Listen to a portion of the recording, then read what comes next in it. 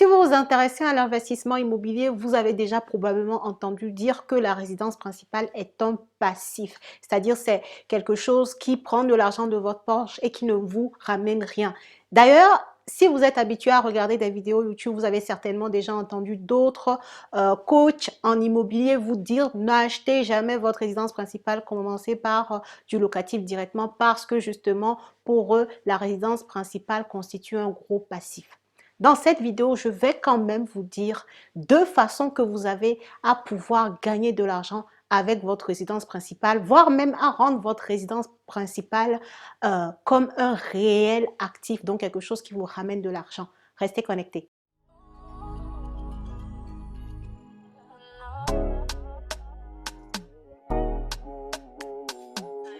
Bonjour à tous et bienvenue sur cette chaîne destinée à l'investissement immobilier. Avant d'aller plus loin sur notre sujet, je me présente rapidement. Je suis Lady Célia, je suis conseillère en investissement immobilier et moi-même investisseuse depuis maintenant 5 années avec un patrimoine immobilier de 21 appartements. Alors mon travail, c'est d'accompagner toutes les personnes de la diaspora qui souhaitent investir dans l'immobilier en France pour se dégager des compléments de revenus, pour pouvoir engranger du cash et pouvoir investir sur d'autres projets, pour préparer, constituer eux-mêmes leur propre retraite, pour gagner en sérénité financière. Bref, vous l'aurez compris, tout ceci pour vous dire ici, on fait en sorte de pouvoir gagner de l'argent en investissant dans l'immobilier intelligemment. Alors, si tout ce que je viens de dire vous concerne, je vous invite à faire deux choses. Abonnez-vous à la chaîne si ce n'est pas encore fait et activez votre cloche de notification pour ne rien rater de mes publications. Et la deuxième chose, regardez dans la barre de commentaires, vous trouverez le lien vers mon site internet pour tout simplement prendre une séance de coaching ou prendre un de mes services pour que je puisse vous accompagner dans votre processus d'investissement immobilier. Alors, comme je disais en introduction, très souvent vous entendrez dire que la résidence principale est un passif. Un passif, c'est quoi? C'est quelque chose qui prend de l'argent de votre poche et ne vous ramène rien du tout. Alors, c'est vrai d'un certain côté, mais dans cette vidéo, je vais vous donner deux façons de réduire cette passivité de votre résidence principale, deux façons que vous avez de clairement gagner de l'argent avec votre résidence principale. Alors la première façon de faire, c'est tout simplement de louer une partie de votre résidence principale. Ça se fait très couramment si vous avez l'habitude de voyager.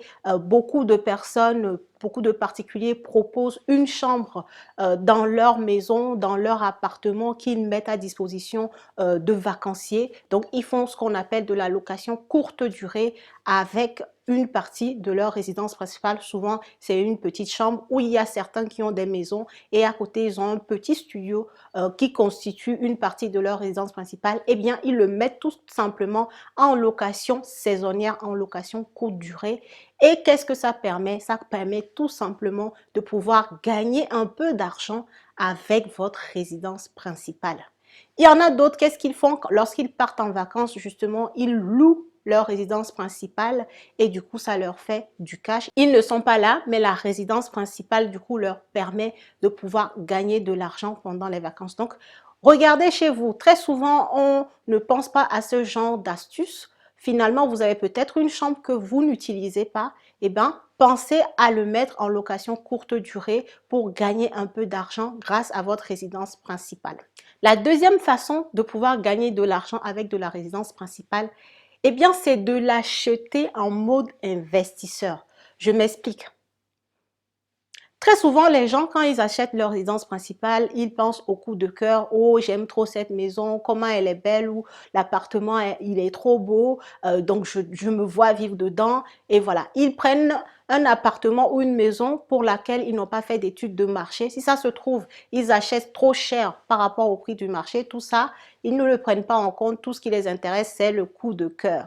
Mais lorsque vous achetez votre résidence principale en mode investisseur immobilier, en mode je veux gagner de l'argent, vous allez chercher un appartement ou une maison qui nécessite souvent un peu de travaux. Pourquoi? Justement, toujours pour pouvoir avoir une marge de négociation dans un quartier que vous aurez étudié au préalable pour voir quel genre de personnes vivent dans ce quartier. D'ailleurs, vous-même, vous devez pouvoir avoir l'envie de vivre dans ce quartier puisque le but, c'est de l'acheter et de vivre dedans et ensuite de le revendre. Donc, quand je parle d'acheter en mindset d'investisseur, c'est de se dire, je vais faire de l'achat-revente avec cette résidence principale que je vais acquérir. D'accord? Donc, vous devez étudier le marché de la même façon que vous étudiez le marché pour acheter votre résidence locative. D'accord?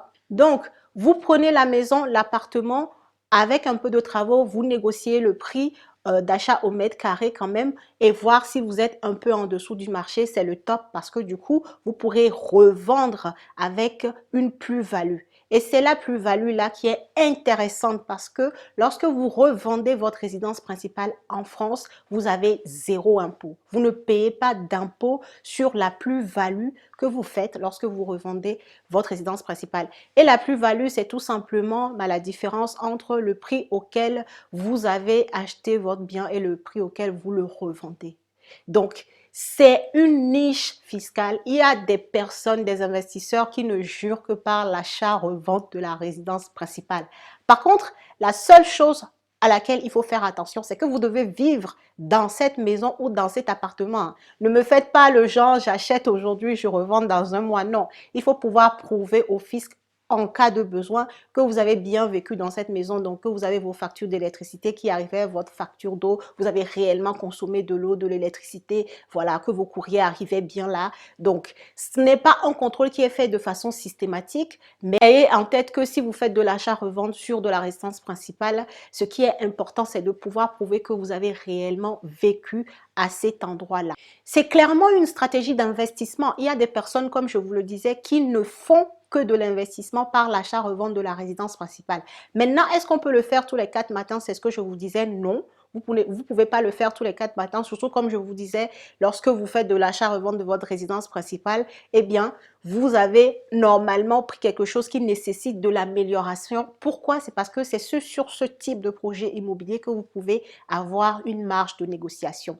Donc, si vous prenez en compte le temps que vous allez signer l'acte authentique de ce bien, le temps que vous allez faire les travaux de rafraîchissement, habiter un peu dedans et pouvoir faire votre opération de revente derrière, ça peut rapidement être quelque chose sur 6 mois, voire même une année sur ce type d'opération. Donc, ce n'est pas quelque chose que vous allez pouvoir faire tous les 4 matins. Mais ça peut vous permettre de vous dire, j'ai l'opportunité d'acheter de la résidence principale peut-être parce qu'en ce moment, les banques sont plus disposées à me faire un prêt pour acheter ma résidence principale.